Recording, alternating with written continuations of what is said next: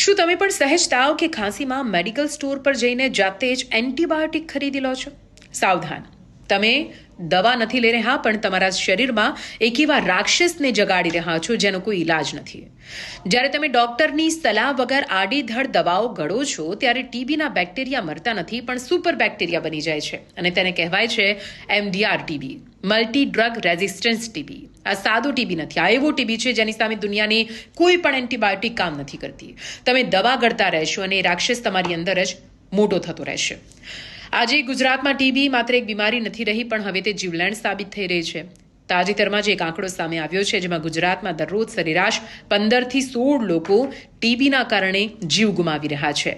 વર્ષ 2019 થી 23 દરમિયાન રાજ્યમાં 31,600 થી વધારે લોકોએ આ બીમારી સામે જીવ ગુમાવ્યો છે. કેમ?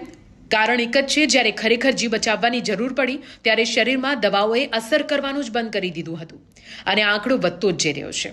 કદાચ આગામી નંબર તમારો પણ હોઈ શકે છે. વિચારો, તમે હોસ્પિટલમાં છો, શ્વાસ ખૂટી રહ્યા છે અને ડોક્ટર આવીને કહે છે કે હવે કોઈ પણ દવા કામ નથી કરતી. આ નરક જેવી સ્થિતિ તમે પોતે નોતરી રહ્યા છો માત્ર એક વગર વિચારે લીધેલી ગોળીથી.